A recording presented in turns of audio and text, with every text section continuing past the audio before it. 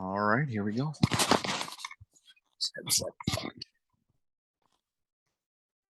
All right.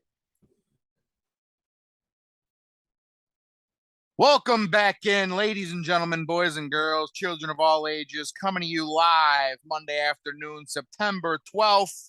And we have a Victory Monday here in the city of Chicago. The Chicago Bears get it done in week one against the fucking 49ers. 19-10 victory in a fucking monsoon down at the lakefront. We had a hell of a week one in the NFL. We had some wins, we had some losses, we even had a fucking tie in week one. So yeah, welcome back in, everybody. Episode 121 of DAAAGenerates podcast, one half of your podcast. Wild Bill here. Hope everybody is having a great day. I'm not. Computer's still broken. My basement is leaking because of all the rain we've been getting, and my room's in the basement, so I keep stepping in puddles left and right. I got to change my socks because I forgot there's a puddle over there. No one likes wet socks. No one likes Aaron Rodgers. It's just fucking temper tantrum over here. But the Bears did win, so that's gonna sort of lift my spirits a little bit. Let me welcome in Nicholas Johnston, the other half of the podcast. How you doing today? Hey, we're doing pretty good. Yeah, Bears win kind of heals all wounds right now, especially and then double down with Aaron Rodgers is absolutely looking like shit. Justin Jefferson had a phenomenal game, but yeah, overall pretty decent. Fantasy wise, I think I'm gonna take one. I'm gonna lose one, and then depending on what Cortland Sutton does tonight, I might could win another one potentially. So we'll see how that one goes as well. Hopefully your fantasy week went well as well. Yeah, we're back to two episodes a week. Excited for that. Fucking yeah. Week one of football was phenomenal. I was super fucking stoked the entire day. Started off, yeah, just driving around doing all my jobs and shit, just completely all drenched in rain and shit like that. So, but it was fun to just pack it in and watch a great week one. Yeah, I all around fantastic week. Can't looking forward to more. This is it. Like, 17 weeks, 19 weeks, pack it in. Like this is basically gonna be it for the rest of the way out. So I'm excited. I love it. Can't wait. Yeah, for sure. It's great to have, the whole fucking full slate of Sunday games sitting around at the compound with the football dude, all the fucking chicken wings. And Mikey actually showed up with 2 Crave cases from fucking White Castle. Damn. We had sneakers, we had chips, we got dip, we got this, we got that. We had a couple fucking Aaron Rodgers fucking happy pills. It was a fucking great day. But yeah, let's hop right into the fucking big news if you want right away. Bears get a fucking big week one win, 19-10 over the San Francisco 49ers. Yeah, let's give our thoughts. I mean, it was a fucking ugly one.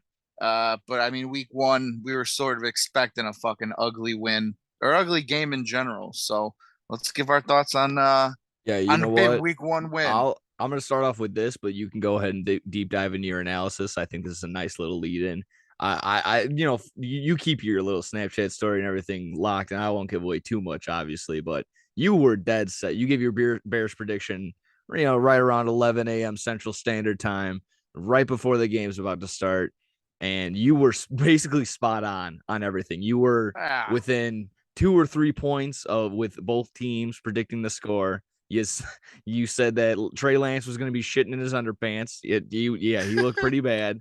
And sure enough, you said someone was going to get some sort of, maybe you said season-ending injury. I did say season-ending. As of now, it's just a 2-month injury for a guy you even named Elijah Mitchell, the running back for San Francisco, who was looking pretty promising. He got 4 carries for 41 yards. It's pretty solid, but yeah, he re-injures his knee. That's going to be that fucked him up last year. So yeah, I mean, go ahead, deep dive in. I felt like that if you were so spot on with that, you might as well take the lead. Yeah, so it was a fun fucking game. The first half definitely just a lot of bad memories. Like, oh, here we go again, new regime, new coach, new system, new GM, same old shitty fucking Bears team. Or I should just say offense because the offense did not do a damn thing in the first half. But again, week one probably a little, got to make those adjustments early on. First live reps in an actual, meaningful game for a lot of those guys on that offense. So not the most entertaining first half. Did catch myself, watching other games on the phone, checking the fantasy, checking who's there, who's about to score, who's in the red zone with Chris Hansen on the fucking other TV. But second Scott half, the Hansen. Bears, No, Chris Scott Hansen, Hansen. Scott He's the Chris Hansen, yeah, Chris Chris Hansen's Hansen's the the guy. pedophile Fucking, guy. I know. I showed up with the cookies He's one a day. We were Florida, gonna get in yeah. the hot tub, and he's like, "Can I talk to you, Bill?" And I was like, "Oh fuck." Oh shit. But yeah, Scott Hansen, red zone. Yeah. The first of all, before even getting to the Bears, just seeing the 5 minute timer on the fucking red zone start the countdown just did weird things to my Mm. penis on Sunday. So, It made it yeah, tickle. we were all sitting there, 5, 4, 3. Fuck, I didn't do that one. I had something in my throat. But fuck yeah, we were all counting down like it was fucking New Year's, and then we get 7 hours of commercial-free football. But Oh yeah. whatever. Um, yeah, it was ugly. Justin Fields looked great in the second half. 164 yards, or no, sorry, 121 yards, 2 touchdowns. The interception that he threw was pretty bad. Don't know what he was thinking there. He tried to force Yeah. that in between three dudes. But again, growing pains. He was rushed a little bit on that play.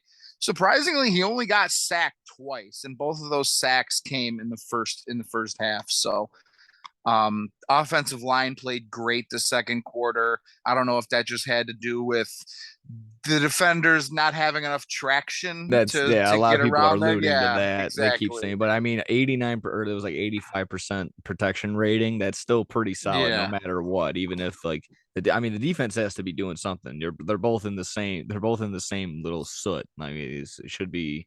Why yeah. why does one have traction and one doesn't? I don't know. Well, I don't know. That's still Yeah, pretty solid. Roquan. I mean, you talked about it. Roquan was all over the field. 9 total tackles, 7 solo tackles, and a half a sack. This dude was wherever the ball was. Roquan was there making the tackle or jumping on the fucking pile. So we've gone back a couple weeks ago talking about him wanting an extension. Him, proverbially betting on himself this season to get that extension or the franchise tag, whatever the Bears are going to do at the end of this season. Um, we've been saying it. A lot of Bears fans have been saying it. We got the money, pay the man. We have a top three. I think he's the best, but I think a lot of people will agree he's a top three middle linebacker in all of football. Let's pay the man and keep that dude around because without Roquan Smith on that team, I think a lot of those runs, for the 49ers yesterday, they they're successful. He shut down a lot yesterday, both the run and the pass game. So he was everywhere. Jaquan Brisker, the young guy, he played great. He had 4 tackles and a couple pass breakups. Jalen Johnson had that big forced fumble. Eddie Jackson had his first interception since 2019. So Bears defense came out, played great. Yeah, the weather definitely helped them a little bit. And then the offense did what it needed to do. Dante Pettis, revenge game, former 49er, gets a big touchdown. And then Equanimous, as well as his big brother Amonra, both scored touchdowns yesterday. So shout out to the fucking St. Brown family. And then, the Bears just did what they needed to do. They ran the ball. Khalil Herbert found a couple fucking holes, pounded it in when he needed to get those big first downs. And it was ugly, but it was also beautiful in a very ugly way. So I want to hear your thoughts on the Bears game. You know what? I mean, yeah, it was an absolute shit show weather-wise. It's slip and slide worthy. I love that. I hopefully they turn that everyone's celebrating at the end of the game into like one of those old 90s commercials for the slip and slide and they just edit them slipping Dude, in there and shit like it's that. I think that'd be actually really the fun. NFL the official NFL Twitter page took that picture and put it as their Twitter banner. Oh wow, So Bears sick. getting a little love week one. Yeah, I know that's pretty. A That's I little mean that has to be national the love. picture of the week. It's an Oh upset yeah. when they were a touchdown dog at home. I mean At home, that yeah. just the disrespect out of the way. And I mean the San Francisco beat. I mean I was listening to ESPN radio, ESPN Chicago radio, who then they were able to chime in and get their ear on what they were saying. I mean, they were like, we should have had this game. There's nothing new here. I mean, Nick Bosa said that like they didn't surprise us with anything that we did. And then, yeah, sure enough. I mean, you maybe get a little lucky with that Dante Pettis 50-yard touchdown, but you got to you got to capitalize on shit like that. And that's exactly what the Bears were able to do. It seemed like they were prepared, way more prepared than they were last year, not making a ton of mistakes. And that's the best part. The team that didn't make the mistakes won the game. I think they outlet us in basically every single stat. There was more. They had more receiving yards, more passing, more rushing, but we got the turnover. Or we got the turnovers and the takeaways. That's the most important part. Not just turnovers. We took the ball away with intercepting the ball, like you said, with Eddie Jackson, and then the punching the ball out early, getting Debo Samuel at a fumble. And then, but the most important part was not only just getting that turnover, that takeaway, capitalizing on it, scoring. Khalil Herbert getting that rushing touchdown to solidify it. Equinemius St. Brown getting in there as well.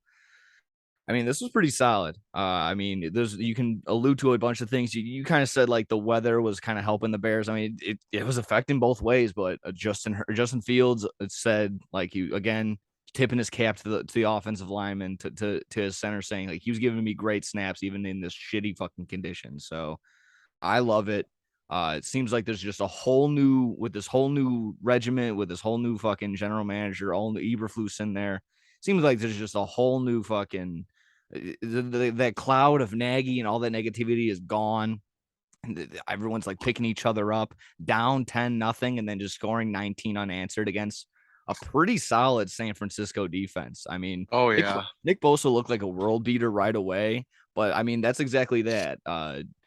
Nothing really. I mean, he didn't really do much after that. I thought he was gonna break the fucking sack record right away. I thought he was like, oh, here we go again. Just the offensive line's gonna look like dog shit. No, they stepped up in every single way. Other than maybe what the ill-advised pass, like you said earlier, with the interception by Fields, throwing it into three people. I don't really know what was going on there either. Uh, Maybe the other blunder was that he was wiping the field down. They got the fucking unsportsmanlike conduct. Yeah, which I didn't even know that was a penalty. Yeah, Like exactly. that's You learn something new every single game, something some sort of like that, I guess. But that you left points on the board with there that was a field goal potentially, and then you that turned into a punt. So that was unfortunate there. But again, just limiting the mistakes. Trey Lance made a ton more. He just seemed like he wasn't ready for prime time. And I mean, yeah, there was exactly that. The crowd was fired up, boosted. I feel like that was a big part of that too. I don't know that maybe just that fuck you mentality that they had going. Like I said earlier, being a touchdown, the spread indicated that they were just basically had no chance that they were just going to get their ass whooped. But it was just ultimately sweet getting that victory outright against a team that's destined for a playoff berth. I mean, yeah, that's it just no matter what the stipulation was, even with this shitty weather, that's pretty yeah. nice. That's pretty nice to have. Yeah. I mean, I'll even be the first one to say it. And we were talking about it a little bit yesterday, watching the Packers game, watching the other 3 o'clock games. I'm still not completely bought into the Bears yet because I No, mean you can't. Not those just those yet. ugly games like that week one where you're playing in basically a kiddie pool, it's a coin flip. And yeah, it's always a great sign when you win those games, but Mm-hmm. that's not the real 49ers that we know that they weren't healthy. They didn't have Mitchell. They didn't have Kittle. Trey Lance didn't play the best. Debo Samuel, I So think, he still had a lingering knee yeah. issue. I don't know if they So disclosed that just yet. yeah. So. So week one, I'll take it. A win is always nice, but I want to see them build on it next week. And if we Mm-hmm. can come out against, I still think a very good Packers team, even though, despite their loss week one, which I'll talk about in a little bit. I think if we can come out and we can we can hang tight with the Packers on Sunday night on the road at Lambeau Field, even sneak out a fucking win there, then I'll buy into this team a little bit more. But as of right now, it's always good to win. Winning's always fun. Winning's always the fucking goal.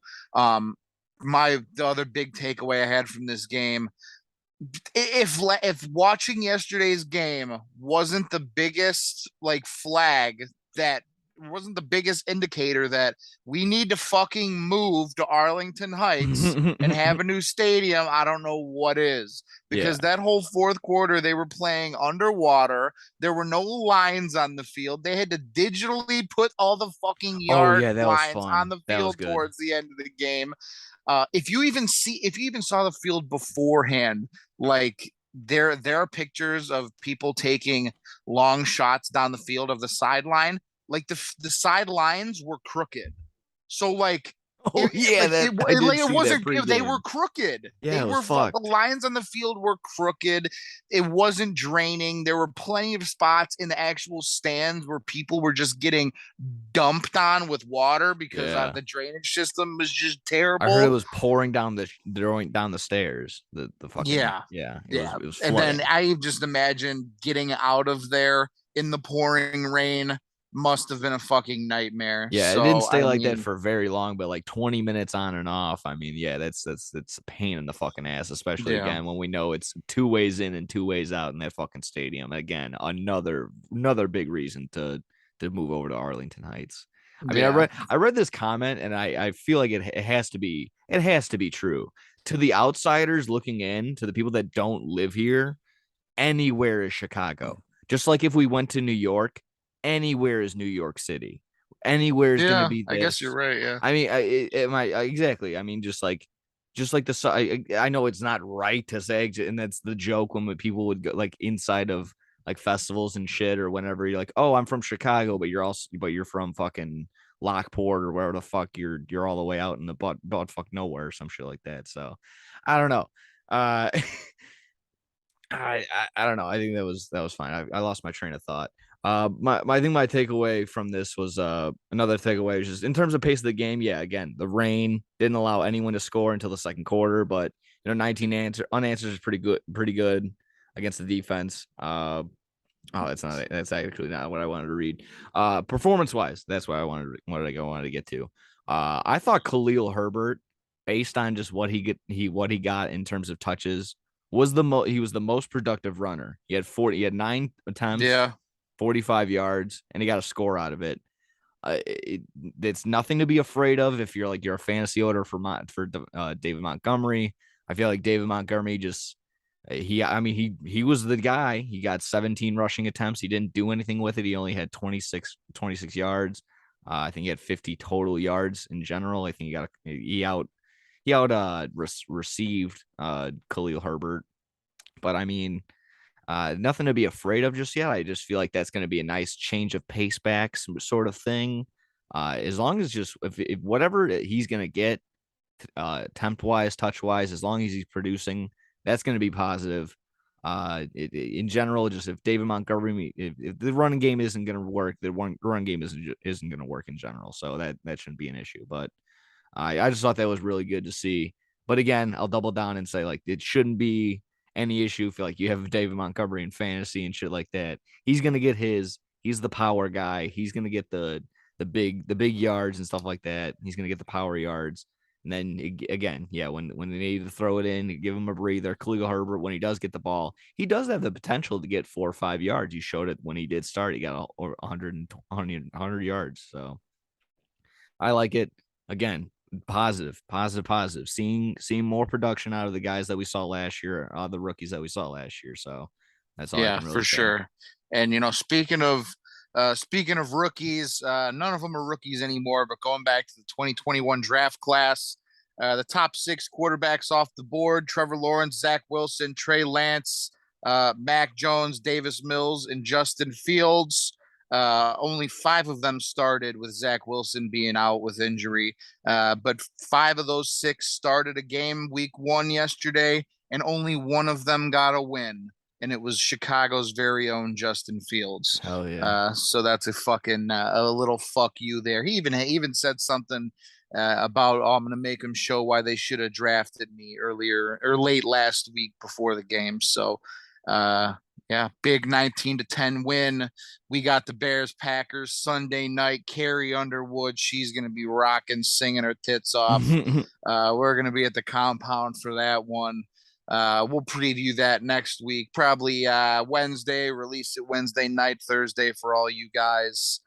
Um, yeah, it's always fun. It's always fun, Bears Packers. And hey, I mean, this might be a little transition into our next segment here, unless you got any other Bears news. I No, think I I mean, think very winnable game for the Bears next week. yeah, you know what? If it stays like that, absolutely. I wanted to say, just while I'm watching the game, besides, after, midway through the second or like the third, I can't recall any like, what the fuck are you doing type moments during it. It was just a Yeah, very, very clean game. Besides, like I said, again, for like the fourth, fifth time, the weather fucked everybody up. Yeah.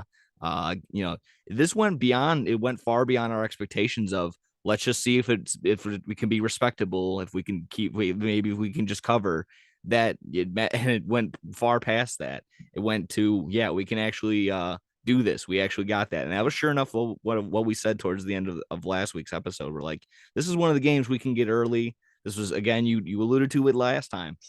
Similar to the Bengals early on last year. We got the win in week 3.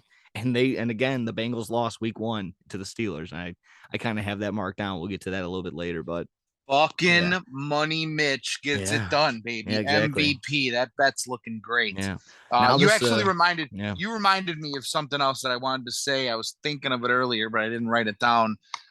You hit it right on the head. There were no like, what the fuck are you doing yeah, moments? Because how many times as Bears fans since 2018 with Nagy and all the other fucking idiots running the show were you and I sitting on our couch or sitting at the compound or wherever watching the game and we were like, what the fuck are you yeah, doing? Like us, yeah. There was fucking the the most thing I keep casual of seeing. casuals. Like, Yeah. what the fuck? There were none of those yesterday. It was awesome. Yeah, the thing I keep seeing is everyone's like, there wasn't, I mean, we didn't challenge a play, but there wasn't like an instance where, sure enough, last year, Matt Nagy would take a timeout, be like, should we challenge this? All right, now we're going to challenge it, challenge the play, and then it doesn't go through. So now you wasted 2 timeouts in the matter of fucking 2 seconds. So there wasn't like, exactly, there wasn't shit like that.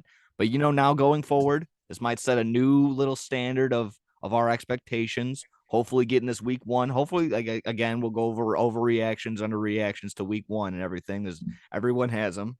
That's just how it's going to go. But with this win, could this metaphorically, put our foot in the door of like, maybe we can make some noise, Well, exactly. But the games we have, we gotta beat the people ahead of us.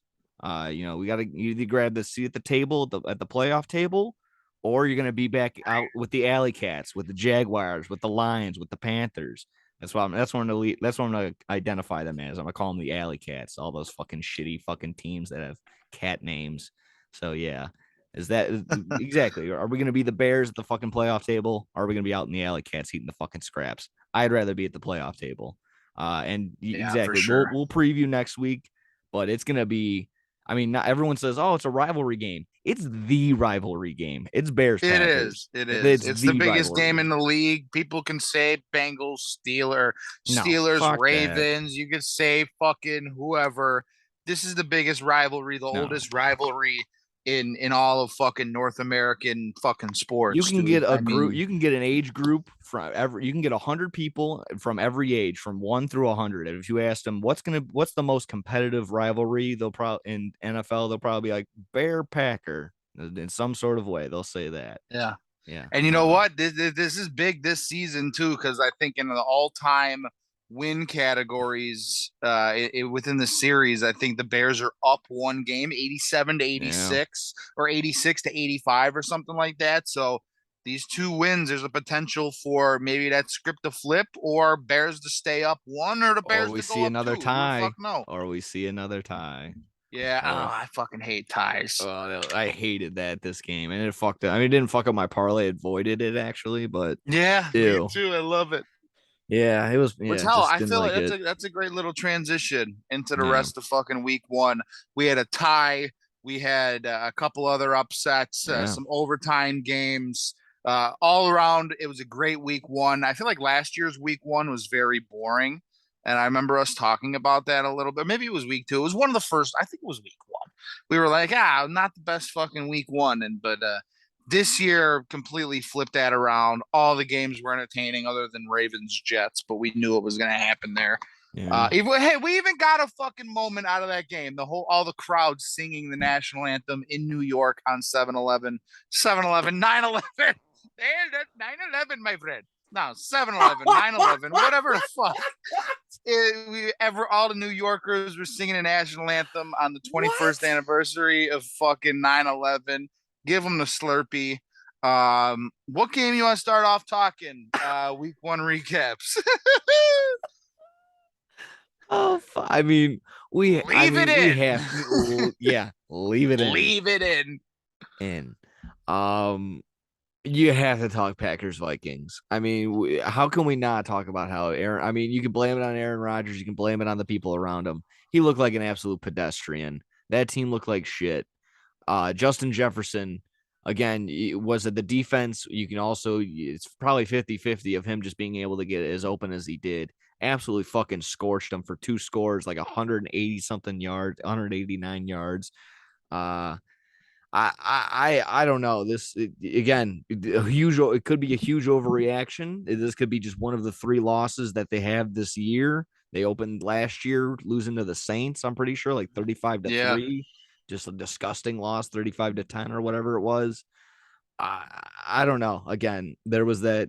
It could be like Madden, where that you get that big opening score and you get the momentum bar on your side right away. But I don't know, with Justin Jefferson getting as open as he did it really fucking matter if you scored off the bat? You get maybe one other score. You still probably, the Vikings still probably beat him. You shut him down a little bit in the third quarter. That second half was a little lackadaisical for the Vikings. But again, I mean, if Dalvin Cook runs for 80 yards and he doesn't get a score again, maybe we'll talk some fantasy later. All those first round running backs besides Jonathan Taylor didn't do dick. All the Yeah. wide receivers did everything. So as long, if you took a wide receiver in the first round, you don't look stupid now. Uh, what am I trying to say? Yeah, Dalvin Cook had a decent game, but what do we do? I mean, if you're the Packer fan, or I mean, talking to Mike, maybe. I mean, are you in full panic mode? I know he is. He's just sitting there. He's freaking out the whole fucking time. But just, uh, is it just? Are they going to figure it out? Maybe give him another week. I mean, I hope. I'm going to say that I'm going to blow it. I'm just going to say it now. I hope that the Packers are like making like, oh, this is going to be a get right game against the Bears Sunday night prime time. I hope that they're feeling like that. So the Bears just come out and absolutely fucking pants them on prime time. I hope that looks fucking great. So again, everyone's in the mix of like, are they done? Whatever. Is it just the first week jitters and they're just figuring it out? Maybe just the lack of Allen Lazard. The only thing I found positive out of it is I had a last second decision, AJ Dillon, to throw my flex, and I'm glad I did. So that was a pretty bright spot. He led all receivers. I think he had 5 receptions for like 50 something yards, 60 yards. Yeah. I mean, going all the way back to Justin Jefferson, 9 receptions, 184 yards, 2 touchdowns. I was doing my little Yeah, I figured all over the fucking because listen, I was calling. They were getting to Uncle Joe and Uncle Alex. Mikey don't care. He's retarded. AJ though, they were all getting pissed because I was like, Sitting at how the do you staring guys? at the sun. How did you guys let this man fall to fucking number 10? And I mean, he showed why he's the creme de la creme at the wide receiver position in the National Football League. Now he's got everything it takes to be that number one dude going forward for the Yeah, next couple of years. And everybody's like, he's got Kirk Cousins. It doesn't fucking it matter. doesn't matter. It doesn't matter. This dude knows how to get open. Like for those When that he's pay attention, they know that Kirk Cousins, like they can be, oh, Kirk Cousins the meme. He's this, he's that. Oh, you like that? I mean, dude, he steps up. I mean, I might not be the primetime guy or whatever. What he's got that really shitty primetime record, but They're in the playoffs. They have a top tier offense, top 10 offense. That wasn't the problem last year. That's not why they got No. rid of the head coach. I mean, they all around it just wasn't. They weren't able to make it to the next step, and I guess that's their goal with this head coach and this coaching regimen. Yeah. They can. 277 yards passing for Kirk Cousins and 180 of them to Justin Jefferson. Yeah, So hell of a day for him. absolutely. Dalvin Cook, yeah, 90 yards on 20 carries and another, I think 18 or something receiving yards. So he'll get his. Mhm. All those running It's backs just a will. I mean, it's yeah, just it's pretty crazy that really they all did kind of shitty numbers wise, fantasy wise, all week one. But don't hit the panic button. yeah, no, all for those sure. first round fantasy guys are gonna step up and do well. I would Yeah, be very surprised if none of them did anything. That'd be crazy. yeah. The diehard Bears fan, the guy who hates the Packers inside of me, I hope this is the fucking demise because we saw signs of it yesterday. Dropping wide open passes with second play of the game, drop a perfect play action pass to whoever the fuck up the sideline, right through his arms, Javon Wims style against the Saints. That was embarrassing. So you're dropping balls. Dude, he was Aaron getting eaten Rodgers, alive. yeah, Those linemen didn't look like they fucked his girlfriend or something. They were just letting him. I mean, maybe not by choice. They were eating him alive. He were getting yeah. hitting hit hard too, not just fucking soft. Yeah, a lot of Hit drop hard. passes. Aaron Rodgers not, making all the throws. He missed some wide open passes yesterday, and then the defense just getting torched. So everything went wrong. I still think the Packers they got a good enough team. And I'll give Matt LaFleur credit. I do like him as the head coach, even though he's had some a lot of people go back to the playoff game a couple of years ago, or not the playoff, the late regular season game where he kicked the field goal instead of going for the touchdown, and a lot of people question him there. I still like him as a head coach, and you just got Aaron Rodgers on your team. I still think they're gonna figure it out. And just Yeah, going back to last year, they had an embarrassing week just one not next loss. week. Yeah, they had a. Yeah, I hope not. They had an embarrassing week one loss last week, and then they rattled off 7 straight wins and ended up winning the NFC North last year. So, as much as I want to say the Packers are dead, I don't think they are. I just think a lot of people underestimated the Vikings going into the season. The Yeah. Vikings got a great team. They bring in a new head coach. They bring in Zadarius Smith, who that was a fucking awesome moment when he fucking blocked Aaron Rodgers, and then Rodgers goes to get up yesterday and falls again. Yeah, that was Hilarious great. moment. And then after the game, Aaron Rodgers, someone asked him about Zadarius Smith's performance, and he said, "I have no comment on Zadarius Smith. Next question." So he was a little salty Oh about that. yeah. Uh, you saw Aaron Rodgers throwing tablets, not just sitting on the bench all by himself, yelling, pouting, bitching, crying. That's what we come to expect from that guy. But as much of a dickhead and a douchebag and a fucking asshole that he is, I still think he's going to figure it out. And if I'm a Packer fan, I'm not worried about a week one loss to a pretty good Vikings team. Yeah, exactly. And I mean, I said it right there at the beginning when we were previewing it. Week one for the Vikings, that was their season, and they got it fucking done at home. That's huge. Getting the week one, not only just being 1-0, being 1-0 over the Packers, being 1-0 in the division, or tied for the tied with the Bears, 1-1 or 1-0, excuse me. But yeah, just they opened up plus 105 on the money line, and if you looked Sunday morning, they were minus 130, and you could allude it to maybe people just waking up, but they announced Alan Lazard out or doubtful all Saturday night, and then Sunday morning, sure enough, he was out, he was inactive. So I don't know if Alan Lazard shouldn't swing it that much, in my opinion. It should have been already the Vikings being the favorite, but that's why I loved him as my underdog play. But yeah, just big one by the Vikings, and I think exactly right. Just not a lot of people were. They're like, oh, they'll probably come in second. They have they can establish a very good run. They don't have like the very light schedule by any means, but they win the games that are like more than 50-50, stuff like that, then they're going to be up there. They can win the division. Yeah. Yeah, completely agree. I know you and I were sort of flip flop. We didn't know who was going to say win the North. We didn't want to pick the Packers, but Nope. yeah, it might be a coin flip with those two Yeah, teams I coming to the picked the end of the I'm pretty season. sure I picked the Yeah, Vikings. yeah, I think I did too. Yeah. I would have picked the Vikings, but I don't know. Packers. I still think they got what it takes to win this division. Yeah. Um, what other games you want to go over week one? We had some good ones. We had some fucking stinkers. Let's go Uh, over a couple of them real quick. you want to shoot over to the upset, or I mean, there's two. I guess two upset. You want to talk about Mitch? You want to talk about a little Mitch and a little Steelers action? Yeah, let's talk some fucking money. Mitch and the Steelers getting a big road win, week one in Cincinnati against Joe Burrow and the Bengals. Man, that Yeah, was a dude. fun game.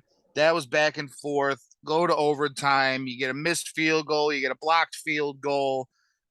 It was back and forth, entertaining. Jamar Chase had a great day. Yeah. Joe Burrow had a rough first half though, and a lot of people were, Super First, Bowl hangover, even though a they didn't little win. notification popped up for me. I'm sure it did for a bunch of other people. First to get sacked 3 times, first to get intercepted 3 times and sacked 4 times and a half or something like that. I thought that was Wow. just like, oh shit. But I mean, in terms, if you looked at his fantasy numbers, you'd be like, oh, he just had a Daniel Jones type start. Maybe he just only threw one touchdown and just was really bad. No, he was had a shit game, turned it over a bunch of fucking times. They should have been nowhere near this game, but a ton of injuries on the Steelers side. Najee Harris goes down with his foot. Uh, I'm pretty sure everyone's saying that TJ Watt's probably going to be out for the year with that pectoral.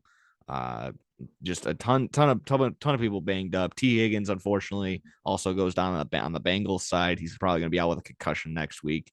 So that's why, I mean, Jamar Chase was already going to have a big game, but that allowed him to have an even bigger fucking game because it's just he just looked his way every single time. Burrow was struggling, but yeah, just an all around disgusting game that relied on some kicks. And sure enough, like you said, blocked, missed, blocked extra point. Came down to just I don't know, a few defensive stops, and sure enough, yeah, just flipped the other way. I don't know. This was gross, but this is kind of Yeah. how the Bengals looked early last year, and they were able to be Super Bowl contenders, and then sure enough, into the Super Bowl. I'm not going to sit here and predict that right now. I'm going to be like, oh, it's going to happen again. Lightning's going to strike twice, but the Bengals shouldn't be concerned. Bengals fans shouldn't be concerned. Rough one. Everyone is going to go through that in some sort of way against a team like Mike Tomlin against the Steelers. They're never truly as bad as they truly look on paper. They're never really out of it. I guess. I mean, they have the talent, like I said, Najee Harris and everything, but he goes out, he goes down. They have pieces, so it is what it is. I wouldn't hit the panic button by any means. Wouldn't overreact in any sort of measure for Bengals and the Bengals fans. They as long as they keep up with the Ravens, because the Ravens look great against the Jets. I mean, who wouldn't look great against the Jets? But they look really, really fucking top notch against the Jets.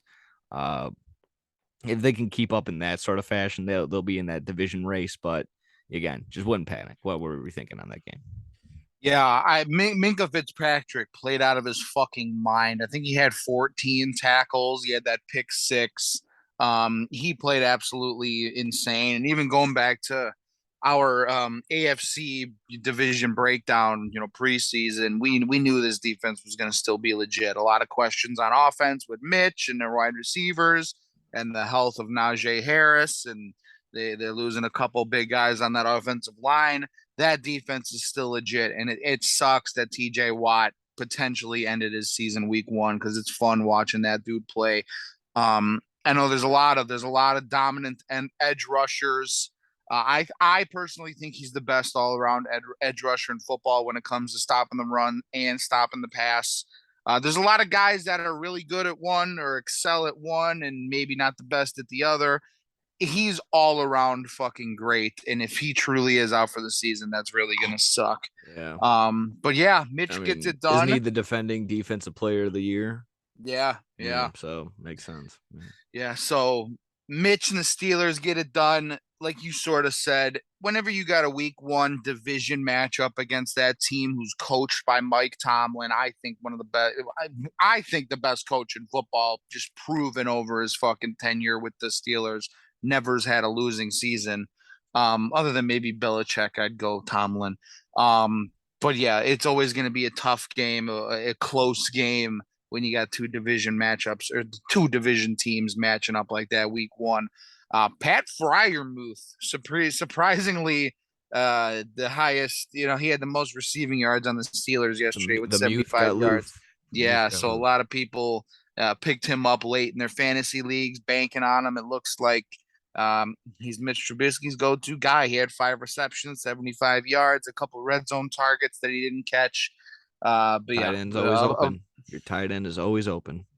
yeah. And then just on the flip side, Jamar Chase, 10 receptions, 129 yards, and a touchdown. That one touchdown where they had the goal, first and goal to go from I think a 4 or the 6 yard line, and they had 4 straight plays, and every single one was to Jamar Chase. They just lined him up somewhere, and every time he just lined up somewhere and ran a different route 4 straight times, Yep. and they ended up getting it to him on the fourth and goal. He scores that game tying touchdown, and yeah, they go to overtime.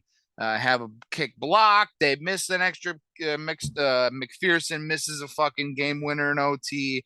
And then who's the kicker? Fucking Chris Boswell, I believe. Yeah, for the Yeah, Chris Steelers. Yeah. Boswell. Yeah, Boswell nails it to end the game.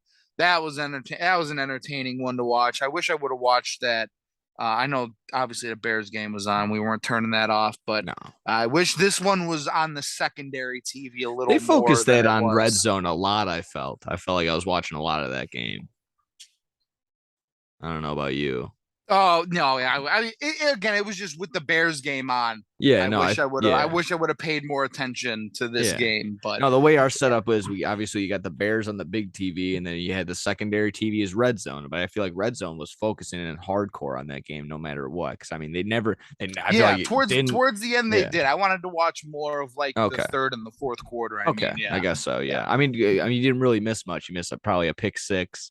Uh, just basically just Joe Burrow fucking everything up. Yeah. I wish I saw who was getting the touches after Najee Harris. I don't. I'm gonna be interested to see after seeing that. I didn't really look at the box score, but yeah, that'll be something to look into. See how long he's gonna be out with that. Uh, did you have anything more on this game? I didn't mean to cut you off if you were still No, doing I that. think that does it for this game. Yeah. Big week one win for Mitch and the Steelers. Yeah. Um, let's I had see. I had What two other more games? games. I had two more games that we could focus in on, and then like a bunch of headlines on the other one. If All you right. maybe they share the same ones with you. Uh, I kind of want to just go over Giants Titans. Everyone's kind of talking about it. Just the idea that like not only do a Saquon back with the numbers wise, he hasn't rushed over 150 yards since 2019. It was just the fact that he was there numbers wise, but everyone was saying just his body language, his just looking in his eye, his just being so excited, scoring that last the touchdown that got him over in the fucking game. I believe they said he was crying afterward just because of how fucking excited he was. Just he's back. It seems like he's back. Again, maybe a week one overreaction, or it could just be establishing that he's back. He's not hurt. Uh, I don't know. The Giants by no means are world beaters. The Titans have shown time and time again that they lose to the underdogs. I think they lost to the Titans and the Texans last season or something like that. So, excuse me, they are the Titans. They lost to the Jets and the Texans last season. So the Titans like to lose to really big underdogs that should have no business being in these games. But I don't know. Daniel Jones did his best to be Daniel Jones. I think he got sacked and fumbled. Got an interception during a key point in the game. I think when they were down 20-13, they're at the goal. They're at the 5 yard line. Throws an interception just directly to the Titan defender. So yeah, but sure enough, they were able to get that last second touchdown. They're like, and then again, the report was the new Giants head coach going around. He's like, everyone knows they're going for two, but he's just like asking, should we go for two? We're gonna go for two. You want to go for two? We're gonna go for two. All right, guys, we're gonna go for two. Just getting that getting that camaraderie build up, like just building up the same team. Hopefully, what the Bears are doing, like I said, new regimen, new head coaches, new fucking positivity, all shit like that. So just getting that going. And sure enough, again, they get that 2-point conversion, upset the Titans, fucked over one of my parlays. It is what it is. But that AFC South looks fucking atrocious. Again, I want to get to that tie. That'll be the last game that I kind of want to focus in on, but a tie, two ties, a loss and a loss for the Jags and the Titans, and Jeez. then the tie for both those other for the Colts and the Texans. So just an atrocious, disgusting AFC South division. I'm kind of glad we saved it for last. I mean, you don't save the best for last, I guess, in that respect. I just glad it saved it for last. Just like, ugh, is last. Gross, that division. So, yeah, maybe any thoughts on the Titans Giants? Yeah, I mean Saquon just proved that he's back, and if that man plays 17 games this season, I think he'll score over fucking 500 fantasy points. Oh Like just man. just the volume that he got yesterday and the explosiveness in both the rushing and the passing game. I think he also had like 5 or 6 catches for 30 something yards if I remember. So they were throwing him the ball quite a bit too. I think he had yeah, I'm looking at it now. He had the most receptions and the most target. Obviously, you have the most receptions, you have the most targets, but he was the most targeted receiver for the Giants as well yesterday. So, Damn. um, yeah, 164 yards rushing against a team in the Titans who the last 2 years that they've been top defenses in the league when it comes to stopping the run. 164 yards and a touchdown. Yeah, 30 reception or 30 yards on 6 receptions for Saquon. Um, yeah, it's just the big question mark is going to be that knee. If he's healthy, he's going to be I think it'll be either him or Jonathan Taylor as that #1 fantasy running back at the end of the year. And he's got the potential to put up 450, 500 fucking fantasy points if he, plays 17 games. Um, I'm happy the Giants won. Obviously, big Julian Love guy. I always like rooting for Julian and the Giants. Mm-hmm. But comes down to that last play, going for the two at the 2019, 20 to 19. They get the 2-point conversion.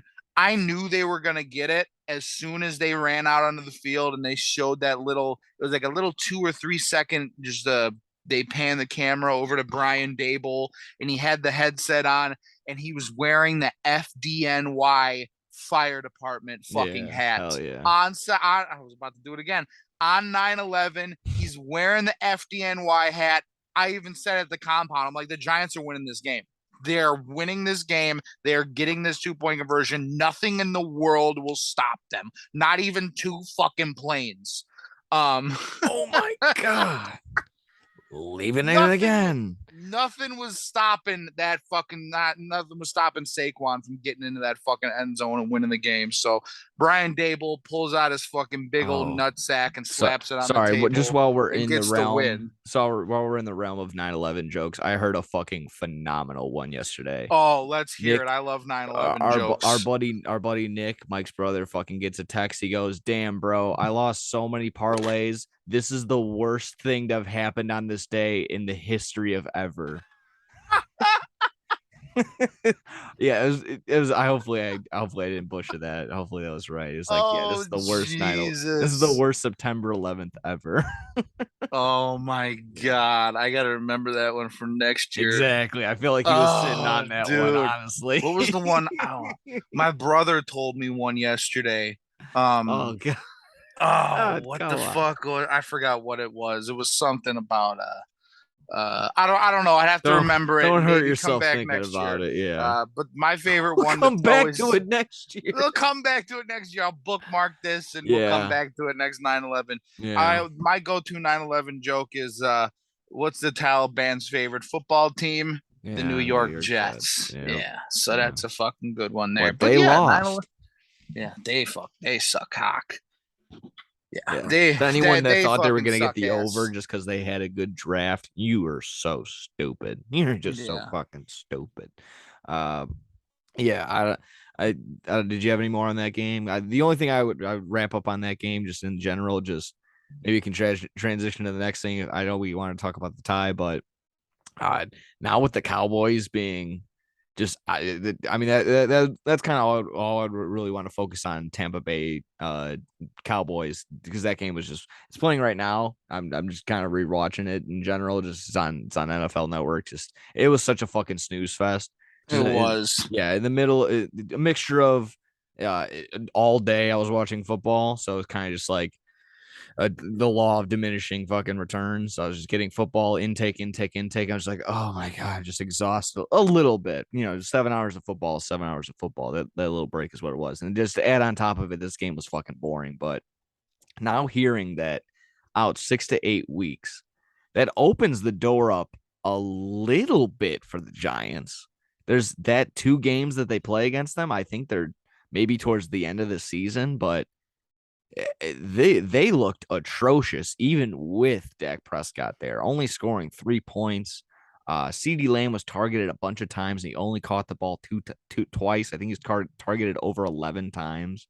Uh, and then now again, when you're looking in terms of like Cooper Rush, their backup, he's fucking terrible. Go get Ben DiNucci back. Go get anybody. They're gonna have to go Dude, get some sort of trade. They're gonna have to go get like, it would be. I heard names. Obviously, Jimmy Garoppolo is gonna be the huge go-to, but you can try and get a guy like, I guess, Brett Huntley from the Ravens or something like that. If they want to try and do something like that, they're gonna have. It might cost them a little bit more, but something like that. And then I mean, you kind of already said it. Maybe it was all just right before we were about to go. But if might not want to get rid of Jimmy Garoppolo if Trey Lance looked as bad as he did. If he can't figure it out, they're gonna for sure go back to Jimmy Garoppolo for as much as they're paying him. So I don't know. Am I being, again, that might be an overreaction. That might be my biggest overreaction for sure. dude, did you hear what that clown Skip Bayless said on ESPN this morning? No, I don't He know, but said I'm all he ears. said Cooper Rush is just as consistent, maybe even more than Dak throughout their careers. Now Wow. listen, I get the hate when it comes to Dak. I think he's a great quarterback. Sure, he's not, you know, I would not call him elite. I wouldn't put him in that category at No, all. But I'm taking Dak 10 times out of 10 over Cooper Rush. And for that clown Skip Bayless to say Cooper Rush has shown that he is more consistent than Dak, stop. Stop. clearly Just not. stop. Clearly not. They That's had the no only response chance. I have to that. That's the only response. The Giants actually play the Cowboys coming up here in week 3. Okay, there you And then they go. play them again in week 11, which would be like that 8, 9 week mark And even if he for does come the back return. around there, Yeah. is he 100%? Who knows? Because Yeah. he says he needs surgery on that thumb, Dak Prescott. So that could be, and then I mean, God forbid the surgery rejects or something like that. Maybe he takes another setback. I'm not wishing for that by any means. I Yeah. don't really care. It doesn't take anything away from me if he plays or not. But it's just uh, again, and then again, in terms of fantasy value for everyone around him, how bad does it get? Does it get with that little hope that you had with Zeke maybe bouncing back? Is that gone? The hope with C Lamb, I think that might be diminishing. The only thing you're maybe hopeful, I get Dalton Schultz had an okay game if you had a PPR league. He had 7 for 63.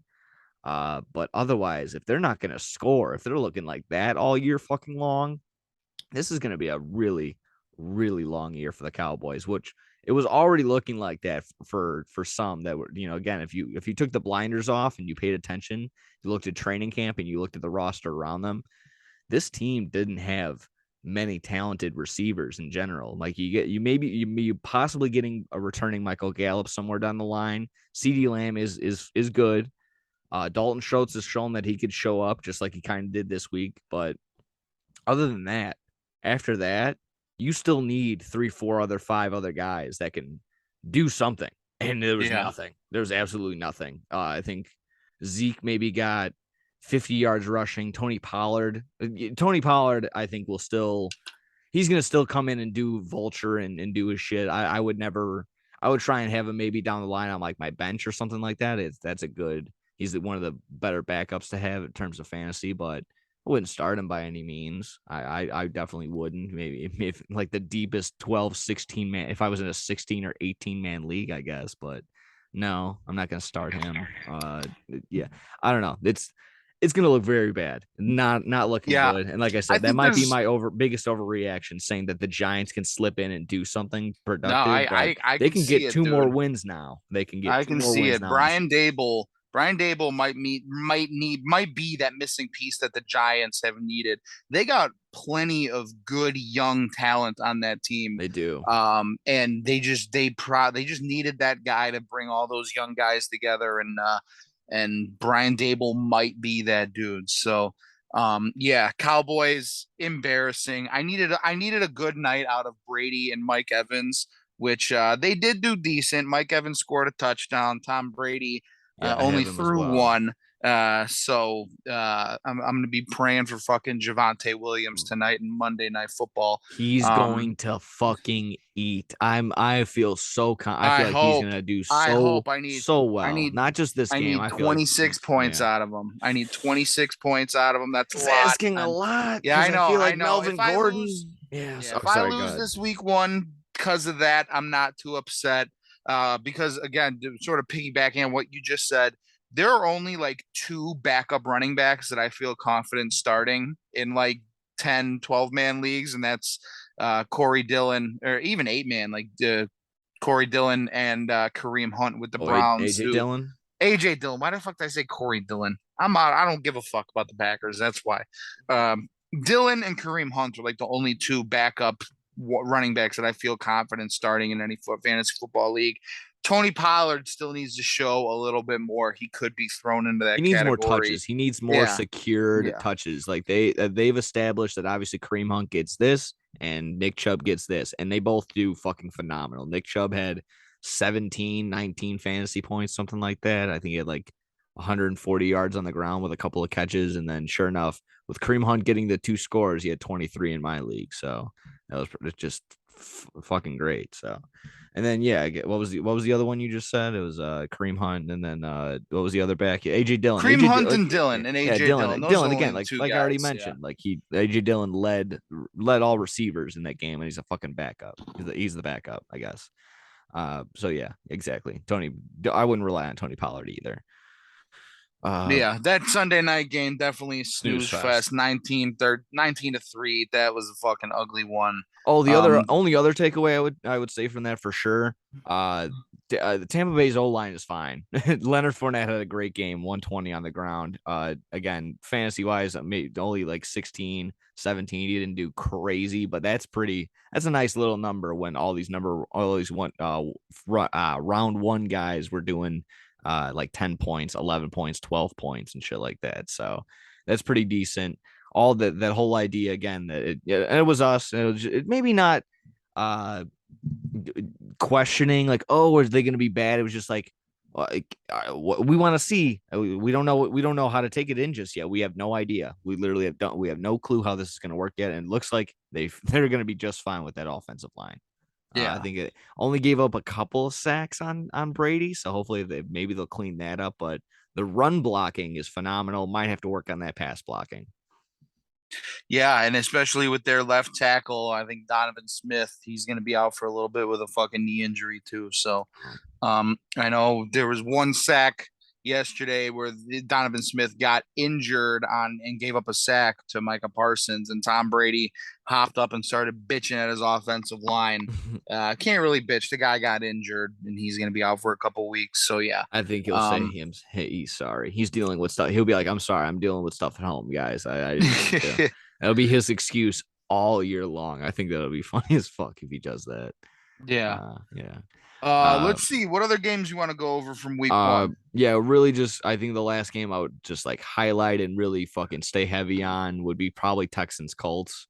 Did you have any thing on this? Did you want to take the lead on this one? I just Yeah, I didn't really watch it, and we okay. just sort of kept up with it on fantasy, and obviously Uncle Joe with Jonathan Taylor on his team. Every time Jonathan Taylor touched a football, oh my God, he got 3 yards, he got 7 yards. Okay, Uncle Joe, we know. Thanks, we know.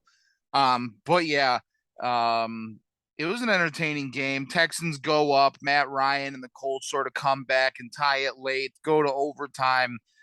Get the fucking ugly tie. No one ever likes the fucking tie, but yeah, Jonathan Taylor, 31 fucking carries, 161 yards.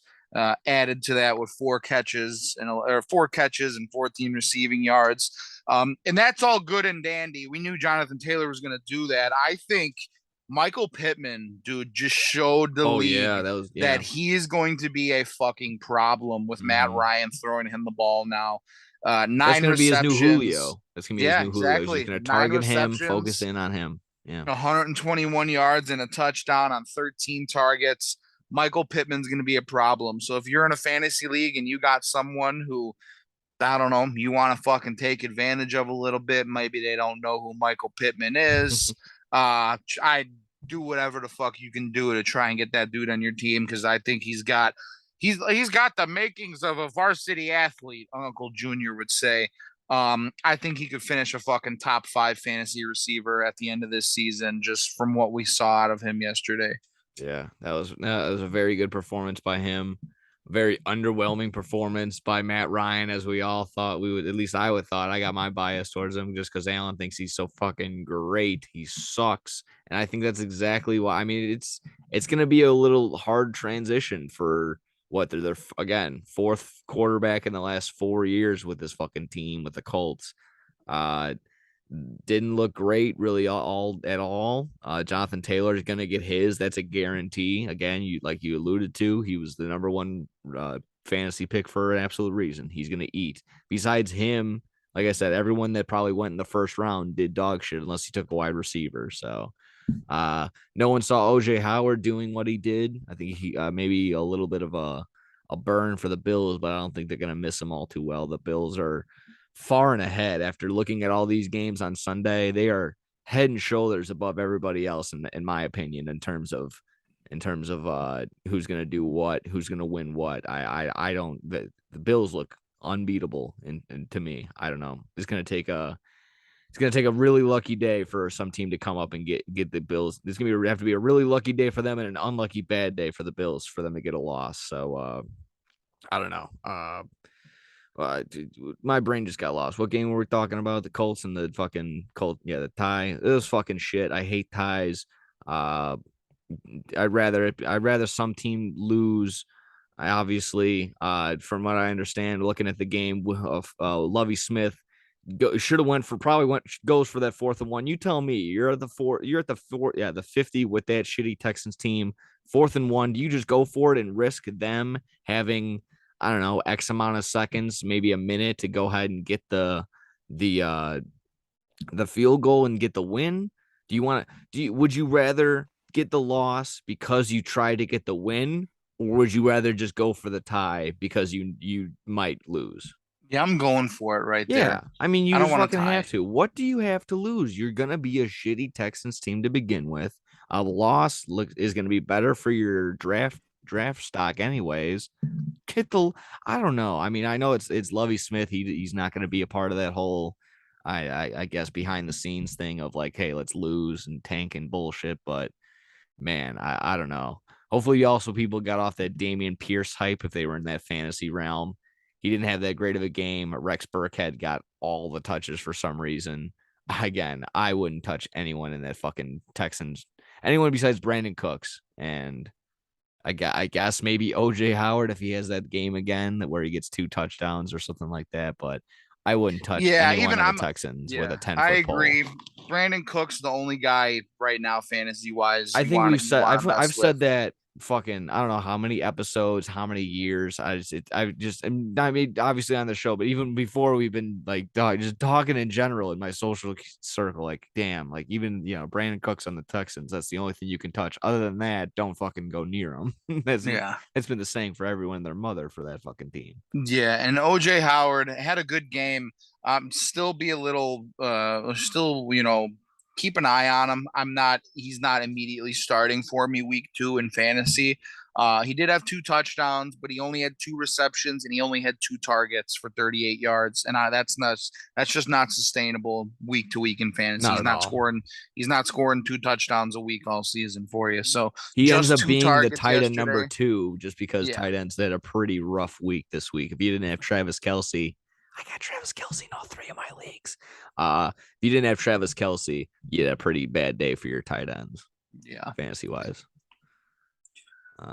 Let's see. Anything left on that Colts Texans tie? Otherwise, I just got really like fucking 3-word headliners on the rest of these games on Yeah, the let's way quickly out. go. Let's quickly knock out the rest of the fucking games because we I did have mean, some other good ones. Lions got some grit. They covered on the Eagles. If you had anything on that, I mean, just the Lions are the Lions. The hard knocks, but I mean, they're going to be the best worst team. They're not probably not going to get all the wins. The Eagles. I mean, where was Devontae Smith? He didn't get any fucking production. It was all AJ Brown, which is I guess again pretty cool if you had him in fantasy or whatever. But Yeah, uh, yeah. This the this bad luck. Detroit team, like you said, they're going to be the best worst team in football. Yeah, I see them covering a lot like they did yesterday. And if you're the Lions, week one at home against a top tier team and the Eagles, who a lot of people are picking them to win their division, some people picking them to be the top seed in the NFC. To lose to them by 3 points, it's almost one of those good losses. I guarantee you, if we still had cameras in that locker room, we could see what Oh, Dan Campbell would have after said. that, you Yeah, score 35 against, I mean, what was a pretty decent defense. I mean, yeah, after looking at it, they have a really weak run defense. I thought DeAndre Swift was going to be like, what is it? Why is he going in the second round? What are people doing? Are they smoking crack? He turned out to be one of the best running backs of the week. I mean, he had a very, very good game on the ground. Uh, Concerning for some that he didn't get all the. It was the Javonte Williams who got all the red zone touches. He got 2 rushing touchdowns, but he DeAndre Swift looked pretty good. He had a very good game. Jared Goff, I guess, drove the bus and he was able to, like I said, backdoor cover. I think they opened at +4, ended at, I think I might have gotten him at +6 or something like that. So that was okay. Like that. Uh, yeah, again, not going to be expecting much, but Dan Campbell's going to keep that group together. I don't think they're going to have some probably bad losses still, but in terms of they're not going to have any like no one's going to lose faith. There's not going to be an AJ or excuse me, an Antonio Brown situation. Someone's going to fuck off and swear and talk a yeah, bunch of shit. That team's going to stay a team. That team's essentially a family. I think that Hard Knocks brought them all together. yeah. I agree. Yeah. Let's see. Let's go. Dolphins Patriots. Dolphins win 20-7. Mac Jones says he's got a back injury. Who the fuck cares? It was a fun game. Yeah. Jalen Waddle had a big touchdown. Tua still looked like Tyreek shit. Hill came in and did exactly what he was supposed to do. He apparently averages 100 yards against the Patriots, and he did exactly that. For I guess for everyone that was like for all the wide receivers that went to different teams, they all did well, and that's exactly what I was going to say. Just Tyreek Hill came in and did Tyreek Hill things. Sorry, go ahead if you had anything more. No, I mean, yeah, the team as a whole did well. The defense looked good. Um, Still a lot of questions around Tua. He did 270 yards on in a touchdown pass, no interceptions, but he also missed some fucking big throws. And the one big catch that Waddle had, or not Waddle, Hill had, I think that 26-yard He had to catch. go, yeah. Like he had to stop and come back and go up and get it himself. I And said it, and then everybody, I read the meme yeah, this morning. Is like, oh, he had to go intercept his own pass. Yeah, it looked like Tyreek Hill was the defender on that play. He had to go. He's like, oh shit, and they readjust, go grab it, and sure enough, he made a phenomenal play. And then we only threw for the 1 touchdown for Jalen Waddle. Was that the one? Is the only had yeah, one that was the touchdown? one touchdown. Yeah. And yeah, it was a good touchdown. It was a long one, but Jalen Waddle kind of beat the guy. He made that play. So yeah, maybe again a little concerning for Tua. You have to still under the microscope would be the Tua. I wouldn't back off just yet. He's still on the leash. He's not on a short leash. You maybe giving him a little bit of leeway, but he Yeah. didn't earn any like he didn't earn my like okay, he's good to go. Yeah, I He's yeah, totally agree. exactly. And then So they had the strip sack touchdown and a couple field goals to make it 20-7. So, yeah. yeah, decent game for the receivers there. Still a lot of questions around Tua, and the Patriots are who we thought they were. They're They shit. look shit. They Yeah, look they're so shit. bad. They're so fucking Uh, bad. Speaking of shit, the Ravens beat the shit out of the Jets, Yeah, yeah, yeah, 24 to please. 9. That's ugly. It sucks. We got some news earlier. Former Bear Not Kyler. Yeah, what's his fucking name? I always forget his Kyle name. Fuller. Kyle Fuller. Kyle Fuller tore his ACL yesterday. He's going to be Oh, out for the year. Um, Honestly, not sweating it if I'm a Ravens fan because that secondary is dominant. I expect to see more Kyle Hamilton, second round pick out of Notre Dame. They still got Marcus Williams, Marlon Humphrey had a great game. But yeah, Jets fucking um who was their coach? Robert Saleh said something about fucking Joe Flacco still being elite in the offseason. Yeah, how'd that fucking turn out for you? 24-9. Ravens donkey fuck the Jets in New yeah. York. Yeah, the only thing that looked good, I guess, was Michael Carter figuring out again the people like who to start. Brees Hall, Michael Carter. Michael Carter is going to be the lead dog in that role. I think he had again. I'm just rolling off what he had in my league. 17 points for him for Michael Carter, so he's going to be the halfback to go to, and I guess on the Jets for the time Yeah, he being. had 10 carries for 60 yards and he had 7 receptions for 40 yards. So, uh, That's gonna get it done, and that's exactly how he got the points that he got. It's a PPR league, and then another game that just kind of looked just didn't really care for it. Kind of a big blowout. I expected more, but the Chiefs again proving to us that nothing. They're the same Chiefs that they always were. Patrick Mahomes had a fucking great game, like 334 in the air and 5 touchdowns. Uh, Passed it around to like 9 different people. Travis Kelce had a nice game. Juju Smith got involved, other than maybe a fumble, and I think they had a fumble loss. He had an okay game. Uh, but yeah, I expected more from the Cardinals. The Cardinals defense is really fucking bad. Other than 2 garbage time touchdowns, Kyler Murray didn't really look all that great. Uh, James Conner is going to be okay, even whether or not they're going to be winning or just getting garbage time. He's going to be getting the touchdowns, getting the short dump passes out of there too. So we can rely on him still, but very underwhelming game for the Cardinals. They were expected to lose, it being a touchdown dogs, just similar to the Bears being touchdown dogs towards the end. I think it opened at -4 for the Chiefs, and then by the time I looked at it Sunday mornings, -6.5 for the yeah, Chiefs. well, to be fair to Arizona and Kyler Murray, it was double XP weekend in COD. Oh, okay. So yeah, This goes. You got to mark this down. This goes for your. This is your hypothesis. So you got to see what weeks are double XP week, and or that if you're being legit. Yeah, I don't know he if you're he trying to was make up. a No, I joke. was. It was really double XP Okay. weekend in Call of Duty Vanguard. So he was up late, probably 3 or 4 in the morning Saturday, Mm. grinding those domination and search and destroy lobbies to get those gold camos and everything.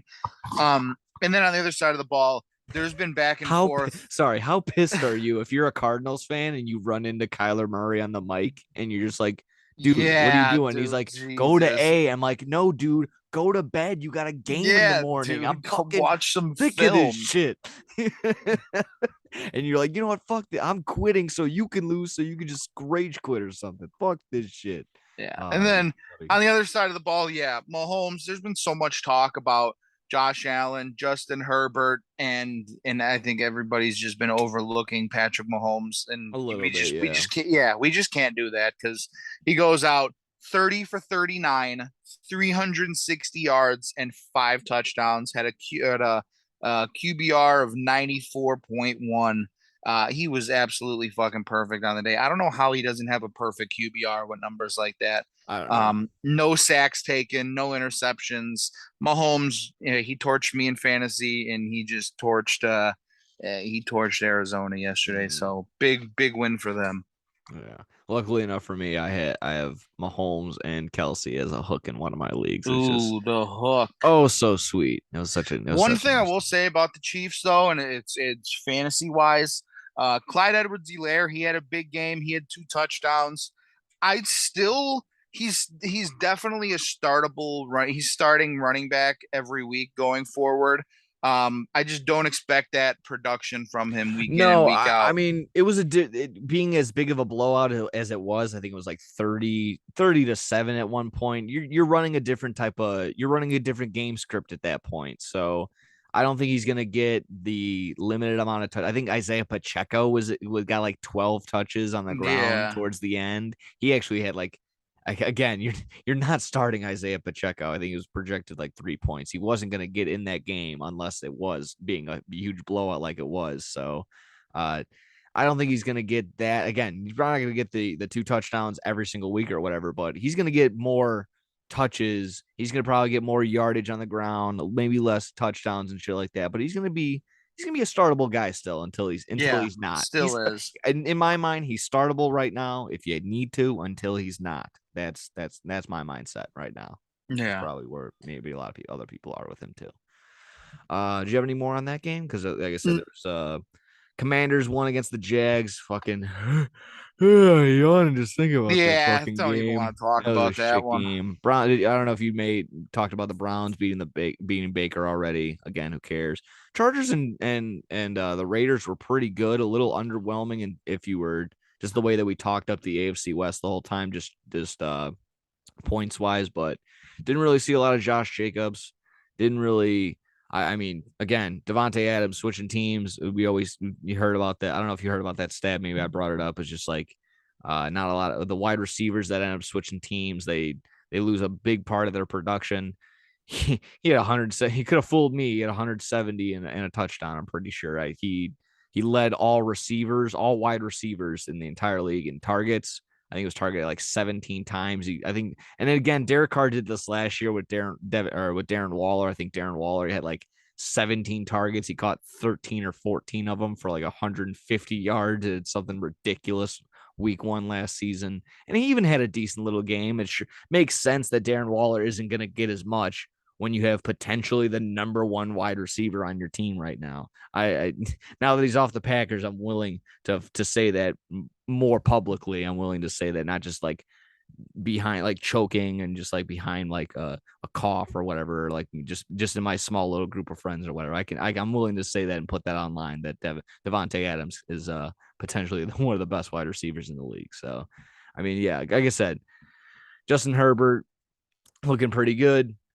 Keenan Allen, I think, went down with a hamstring injury. Mike Williams didn't really show up. Austin Eckler didn't have that great of a game, but going to be a short turnaround. They're playing the Chiefs on this Thursday. If the Chiefs look as good as they did, they might end up taking this game. I don't know who's the home and away, but should still. I'm going to hope that it's all still like very much entertaining, being the AFC West division game that it's supposed to be.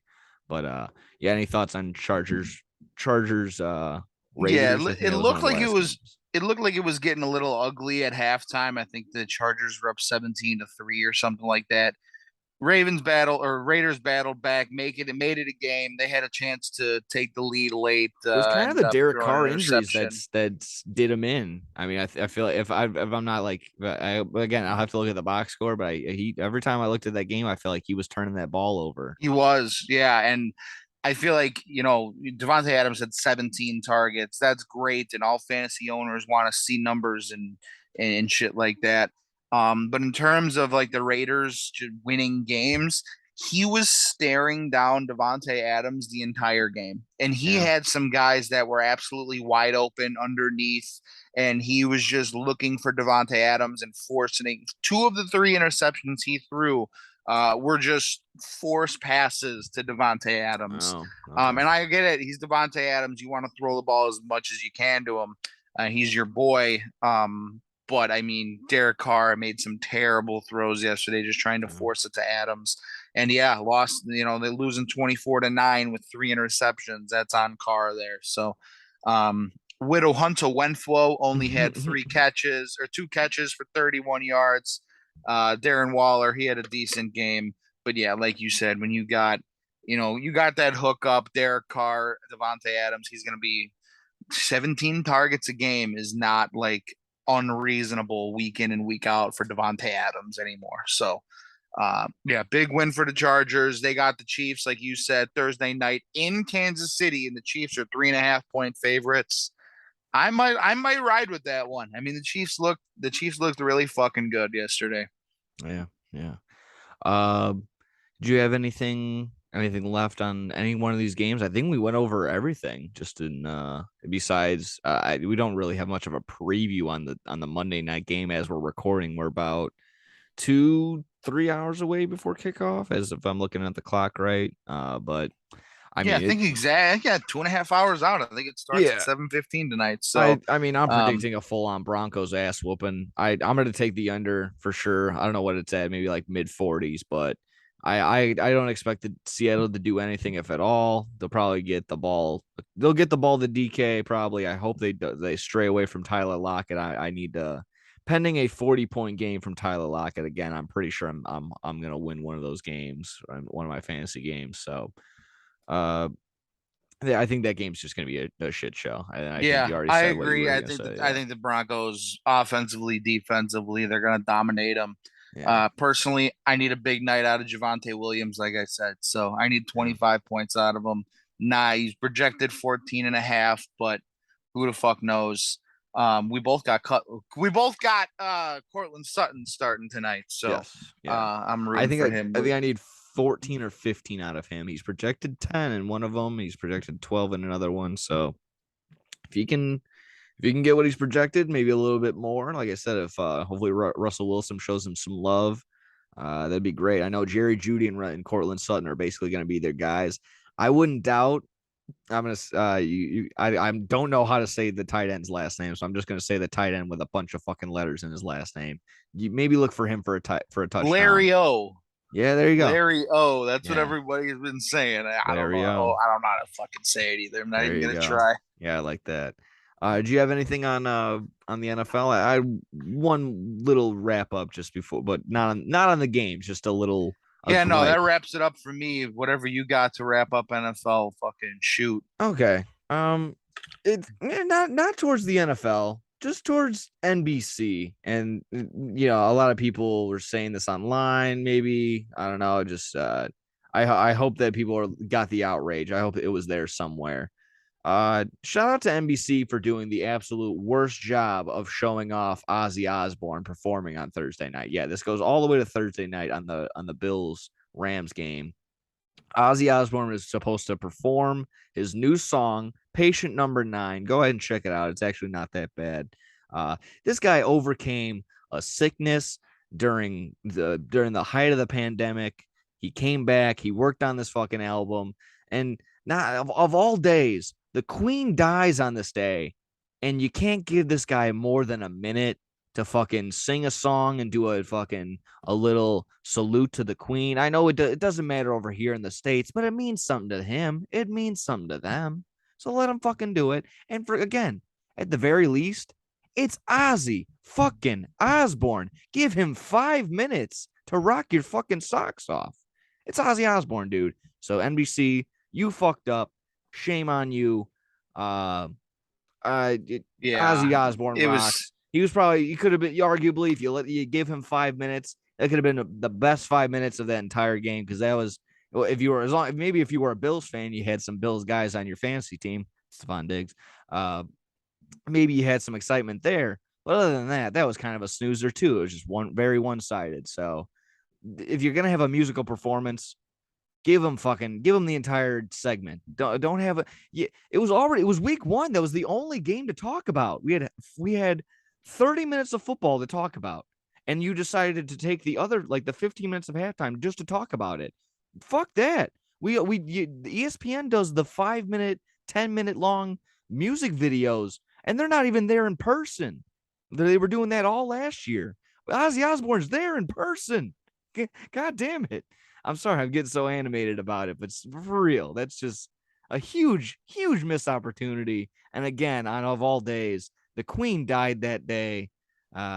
So she gave him a big salute. Would have been good for the people across the pond. So I don't know. Maybe you share some sight with me. I mean, because we're big metalheads, so I don't know. Hopefully, you're No, just as outraged as I they'll am. never give the fucking metal acts the credit or the time that they deserve just because if it was Bad Bunny or Megan the Stallion or something, they would have had 10 minutes to fucking sing whatever song they And want and Megan the shake her ass Stallion all can over the shake her stage. ass. Yeah, exactly. Exactly. You can Exactly. shake her ass and take a big old dump on the fucking stage. But Yeah. Ozzy Osbourne can't just sit there and go, "We gotta hear you scream. I'm gonna bite this fucking bat."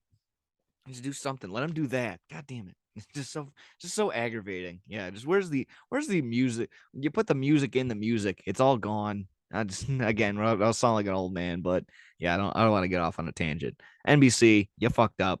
Go see Ozzy Osbourne if he goes in concert. I'm Yeah, gonna and try and do that. you can go all the way back to the Grammys a couple of years ago when Metallica released their last album, and they did that. They sang "Moth into Flame" with who was it? Not Katy Perry. What the fuck's that chick's name?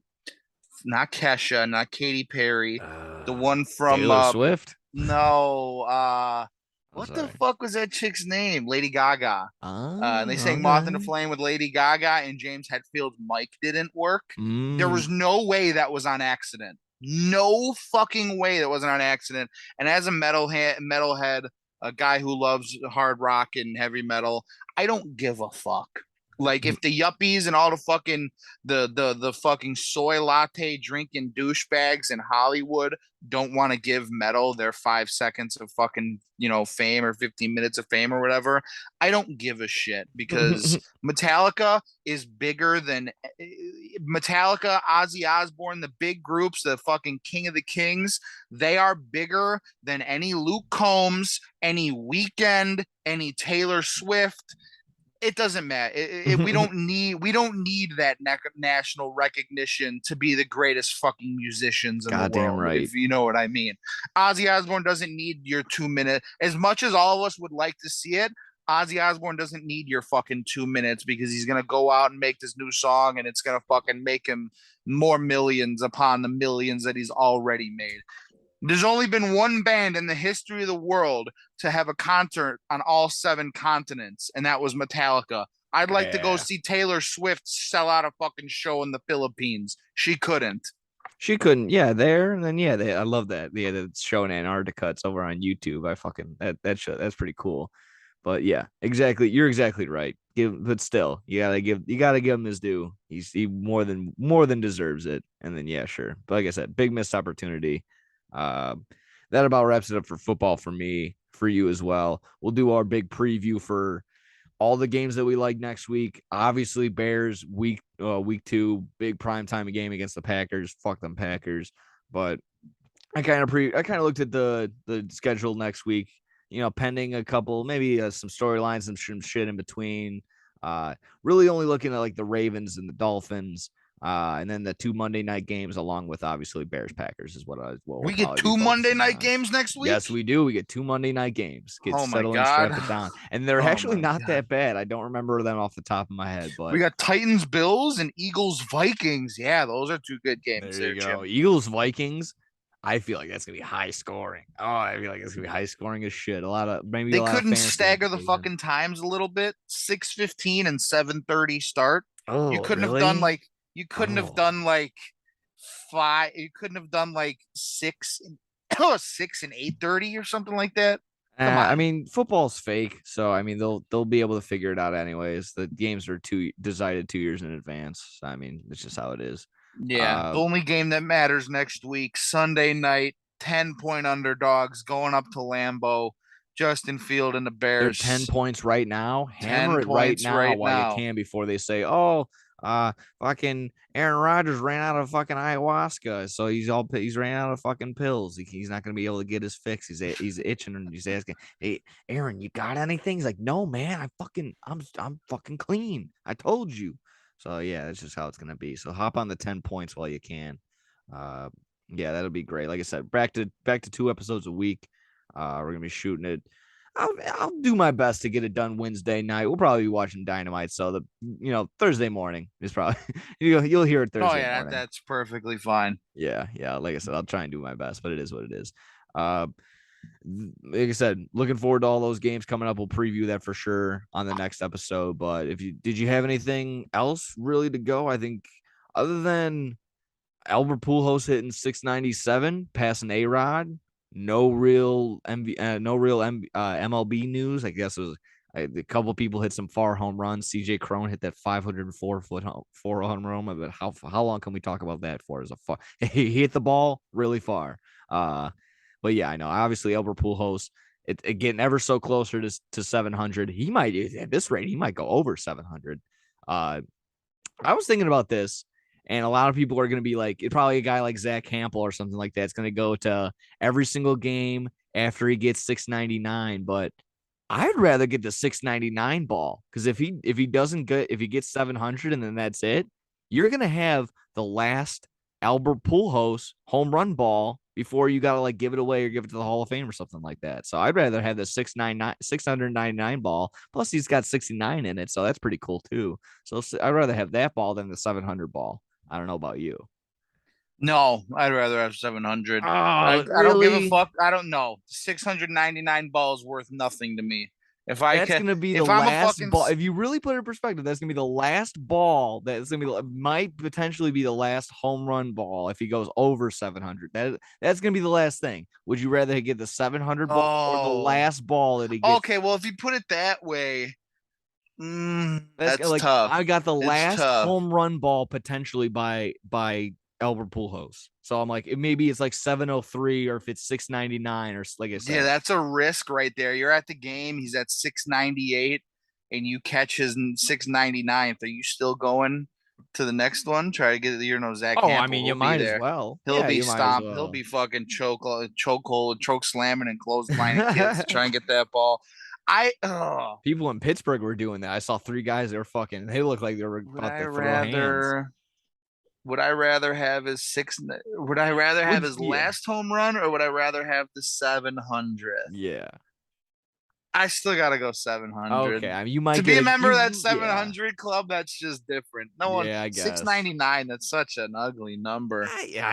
Yeah. The weird odd numbers. Yeah, I know. It's just something that went through my dumb stupid brain. Just like, would I want the last home run hit by this guy, like that was potentially for free or whatever, or would I want the ball that I'm gonna get probably season tickets for next year, a fucking signed bat, the of a base, like whatever, some batting gloves, Yadier Molina's catching mask or something like that. Just Jock strap. yeah, exactly. Yeah, I'm gonna get a jock strap worn by everybody all at once. I'm gonna I'm gonna get Albert Pujols' dip, his chew dip or whatever, or Yadier Molina's. Either way, yeah, just I don't know. That was something that went through my brain. Like I said, other than that, like I said, maybe we'll dive in a little bit on the Sox, maybe the Sox Cubs again if they do anything, but probably not. Hopefully, Tony La Russa, he's getting better, but hopefully he just stays away from the ball club. They're actually doing well, depending the Guardians falling off a cliff, but that's a big series coming up later. Other than that, I guess it was UFC 279. I didn't really see anything, but if you want to, you can wrap that baby up because there's no wrestling other than if you want to recap old Dynamite, last week's Dynamite. I don't really No, want to. we It could was, it just was a good wrap it. one, We could but just yeah, wrap it up with the UFC. yeah. It was a good fight. It was a good fight card. Only really paid attention to the last two fights. Hamzat Chimaev completely dominated Kevin Holland. Took him down within like the first 5 seconds of the fight. Ended up choking him out. I don't know who's gonna stop that dude, and it was pretty funny. Kevin Holland even said afterward, he's like, "Yeah, I probably knew I was gonna lose, but I was just getting here because Dane offered him a lot of money." So yeah, that was sort of just lame to the slaughter. He got his ass kicked. And then the main event, that was a great one. Nate Diaz, Tony Ferguson, very entertaining. They were going back and forth, landing some shots. Tony was leaking, uh, cut open his shin pretty bad, and then cut open his right eyelid. He was bleeding down his face, looked like fucking L fighting the Demogorgon. There was blood everywhere. But I mean, it was a great fight. Nate Diaz ends up getting a win via, I think it was just a guillotine. He choked him out. Um, Nate Diaz, that was his last fight on his UFC contract. Sort of alluded to going over to boxing, maybe fighting one of those Paul brothers, fighting Hey Anderson man, he can Silva. do. Who the If fuck anybody, he knows? could do it. Everyone always talks about their fucking stamina, so he's the guy that can get in there and Yeah. last 15 rounds without, and wouldn't be a problem for him. So I would like that. That would be pretty fucking good. Definitely, Oh definitely for yeah, a and guy you know like what? him. For both of them, it was like past their prime. This was kind of it. You know, in terms of like the wrestling, he didn't do the traditional wrestling thing. He didn't go out on his back. So on his last contract, when he went out on the, I guess on the CM Punk route, but I like that. That would be a very solid transition. That would be the other thing. Did you see Le'Veon Bell knock out Adrian Peterson Yeah, in front don't of care. There in were front of only a like grand total of 200 people? There was 200 exactly. people. There were Yeah. only like 200 people there. I don't give a shit. I heard they only made $3,000 on that show or something That's like that. embarrassing. You should have Yeah. just played it. Should just play another year in the Which NFL, yeah, backing exactly. up, back up, be the third string on the Lions somewhere. Like either of them can do that. Go start for the Texans. Either of you can do that. Yeah. For you Yes, get they paid at least could. $1.5 million, $2 million. Go back up someone. No, but you got to ruin your dignity. I'm gonna go try to do this. No, stop, And then get stop. embarrassed. Adrian Peterson Then got get absolutely embarrassed. knocked the fuck out. I bet his kids were just like, yeah, that's what you get for beating us up at the airport with the kendo stick or whatever it was. But anyway, going back to Nate Diaz, that dude could do anything. He can box. He can fucking have a cooking show with Martha Stewart. He's just an entertaining guy, and he'll succeed and make money doing whatever the fuck because he's just such a likable guy. Um, yeah, he's gonna go to boxing, probably fight some YouTuber. I don't give a fuck. Um, but Makes yeah, sense. so Yeah, I didn't really see anything from it. I honestly have nothing from it. But when I saw the notification pop up on my phone, I was very surprised. I'm like, oh shit, he actually did it. I mean, he was the underdog, not by much. I think Tony Ferguson was only like a -140 favorite, yeah, but it was sort of it was he like got the almost a got the pick fight 'em. on short notice. Obviously, Nate Diaz had been training. He said he was training for anybody. I guess he was training for the guy, but he wasn't going to fight him anyways because came in 7.5 pounds overweight. Uh, that was a ton of drama. That was the only thing I picked up on. There was just a ton of drama between the weigh-in, the guy not coming in, switching up the main events last second, and then there was like some sort of press conference scrum, not just in AEW, but pre-press conference scrum in UFC. So I guess it just doesn't happen just there. Uh, the Dana White, they're not going to hand out suspensions, which I thought that was probably the biggest takeaway, which is like he's probably like one of the cool. While he doesn't pay him correctly, he probably is still like the most like transparent owner president in all of sports. I maybe just to me, you're just like, yeah, I'm not gonna suspend these guys. It's the fight business. They were trying to fight. Like I don't know what are we doing here. I guess it would be if Aaron Rodgers threw a pass, like are we going to suspend him for throwing a pass? He's a quarterback. I don't know. I would love to. That'd be great, but you can't do that. That would be the only thing for me on any of these UFC fights. But yeah, if it just in terms of we're going to transition again back to the idea of him Nate Diaz boxing, I love that. That'd be fucking great. That'd be a very solid move on him. And again, I just said it a couple minutes ago. He's got the stamina. He does it all the time. It always goes pretty late in UFC fights to go 2 minute or whatever it would be like 15 2-minute rounds. Uh, yeah, I don't know what it is. Sometimes it's it two, sometimes changes. it's three. Yeah, it's Yeah, like sometimes sometimes it's like yeah. three. Yeah, it could be like depending on the state or the commission, it's like 3 minute or to a round, and it could be like 10 rounds, or it's like exactly like I said, it could be like a bunch of rounds, but they're only like 2 minutes long. It's yeah, I don't really get it either. Boxing's boxing. That's kind of why it just isn't as popular as UFC. I don't know. I guess there's just more people involved with that. So uh, that wrapped it up with me. That might wrap it up until the next, like I said, the next recording when we get to episode number 2 in the week. It'll be what one that about seems like it wraps up 121. Is that yeah, we're on Yeah, 121. yeah, it's in the books. Big win for the Bears. Yeah. Hopefully go for number 2 next week. And yeah, predictions for tonight's game. Broncos whooping ass. Oh yeah. They're gonna win by fucking 14 plus easily, I think. I'm gonna hold on. I want to look at while I'm talking. I just want to get a feel. I'm gonna look at points bet. Points bet. Go ahead and do the code SYS9. I'm gonna go ahead and look at the spread right now for tonight's game. We're looking at over under 44 points. I'm gonna take I'm not gonna do it. I think I already have my parlay. My parlay was the first half under 23.5 points, Broncos money line, and it was Cortland Sutton to get a touchdown. With a little bonus I was able to add on it. I got it to plus 525 over Ooh. there on points bet. So go ahead, maybe lock. Obviously, be a little late on that, but if you go ahead, do SYS9. You get yourself 2 risk-free bets up to $2,000. You'll go ahead and do that. Like I said, I love the under on this game. I'm gonna hammer under 44. If I'm predicting score, 30-7 Broncos in the Oh, I favor. like it. Oh yeah, it's gonna be a barn burner. It's gonna be a nice little how you do, hey, how you doing for Mr. Unlimited. Russell Wilson Oh. gonna preview that. But yeah, like I said, that about wraps up episode 121. We'll get into 122 later on during the week. But until then, fucking take care.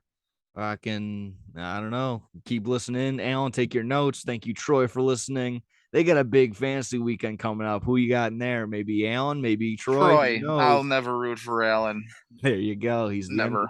He might be the underdog. We have to take a look at those teams. Until then, take care. Whoa.